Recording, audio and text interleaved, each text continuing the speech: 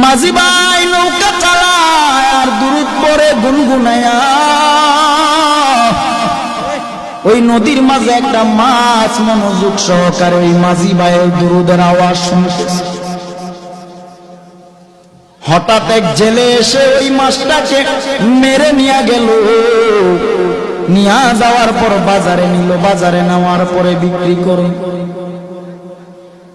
মাছটা মনোযোগ সহকারে নবীর দুরূদ শুনতেছে, আর ওই দিক দিয়া জেলে ভাই মাছটাকে ধরে নিয়ে গেলেন বাজারে বিক্রি করে। হঠাৎ করে আবু বকর বাজারের দিকে গেলেন, বাজারে যাইয়া মাছটা ক্রয় করলেন। নবীজিকে রহমাতুল লিল আলামিনকে দাওয়াত করেছে আবু বকরের বাড়িতে নবী খেতে আসবে। সুবহানাল্লাহ। আবু বকরের বাড়িতে আমার নবী খেতে আসবেন। মাছটা কিনে বাড়ি নিয়ে বিবির কাছে বললেন, বিবি তুমি মাছটা সুন্দর করে রান্না করে তৈরি করে নাও, রহমাতুল লিল আলামিন আজকে আমার বাড়িতে খেতে আসবে। বিবি মাছটাকে কেটে রান্না করার জন্য কড়াইয়ের মধ্যে যখন রাখলেন, পাতিলার মধ্যে যখন রাখলেন, চুলায় আগুন জ্বালায়। এরে বাবা, চুলার আগুন বারবার নিভে যায়। আবু বকর চিন্তা করে দেখলেন মাছটাকে রান্না করার জন্য রেডি করে আগুন নিভে যায়, চুলায় আগুন জ্বলেন। নবীকে দাওয়াত করেছি, নবী খাবে, কিন্তু মাছ রান্না করতে না পারলে নবী খাবে কিভাবে?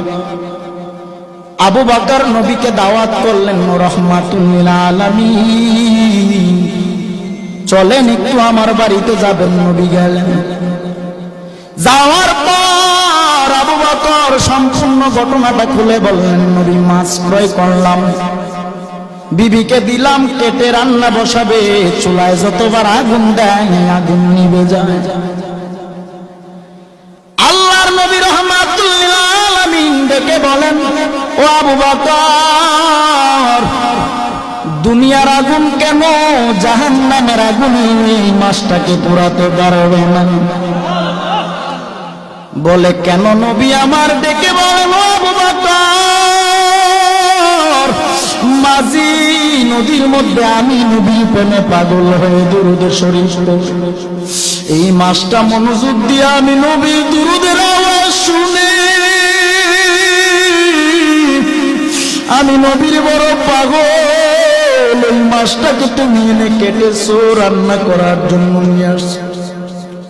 দুনিয়ার আগুন কেন জাহান্নামের আগুন যদি এই মাছের গায়ে লাগানো হয়, এই দুনিয়ার আগুন না জাহান্নামের আগুন এই মাছটাকে পোড়া সম্ভব না।